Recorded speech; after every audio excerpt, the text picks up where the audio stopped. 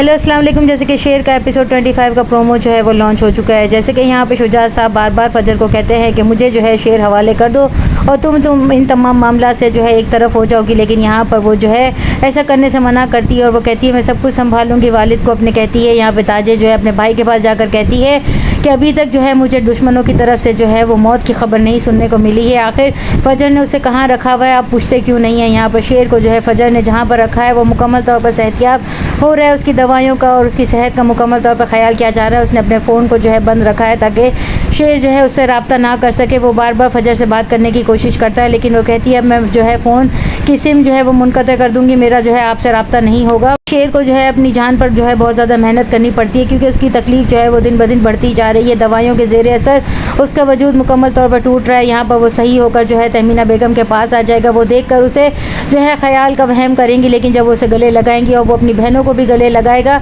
तो सब बहुत खुश हो जाएंगे। पूरे घर में जो है खुशी की लहर फैल जाएगी, सब जो है वहाँ पर जमा हो जाएंगे। लेकिन बदरज़मान और उसके बेटों के मुँह बन जाएंगे। शेर उनको देखकर उनकी तरफ बढ़ता है और गले लगाता है। अब वो फजर को कॉल करने की कोशिश करता है और फजर को भी ऐसा महसूस होता है कि वो हवेली में घूम रहा है, जिस पर वो उसे कहती है कि तुम यहाँ पे क्या कर रहे हो शेर, जिस पर वो कहता है कि मैं तो तुम्हारे वालिद से तुम्हारा हाथ मांगना चाहता हूँ और तुमसे शादी करना चाहता हूँ, तुम क्या इस पागल से शादी करोगी। यहाँ पे तहमीना बेगम अपने बेटे की आंखों में जो है मोहब्बत की लहर देखकर कहती हैं कि तुम्हारी आंखों में इतनी मोहब्बत क्यों दिखाई दे रही है उस लड़की से, है तो वो दुश्मनों की बेटी, जिस पर वो कहता है कि इश्क तो ऐसे ही होता है। यहाँ पर शेर की दूसरी वालदा जो है वो भी उसको गले लगा कर कहती है कि पहले तुम मुझसे मिलने के लिए क्यों नहीं आए, जिस पर वो कहता है कि पहले ये मिल गई तो मैं इनके गले लग गया। यहाँ पर वो कहता है बदरज़मान के जो है शेर तुम्हारे दुश्मन जो है चारों तरफ फैले हुए हैं, जिस पर शेर कहता है मैं तो चारों तरफ ही दुश्मनों के नरगे में हूँ, इसलिए जो है मुझे अब किसी का खौफ नहीं है। अपने भतीजे के ठीक हो जाने पर फजर का शुक्रिया अदा करती है, जिस पर फजर जो है खामोशी से जो है वो शुक्रिया जो है वो एक्सेप्ट कर लेती है। लेकिन यहाँ शुजा साहब उसके पास जाते हैं और उससे कहते हैं कि दूसरी दफ़ा तुम मुझे धोखा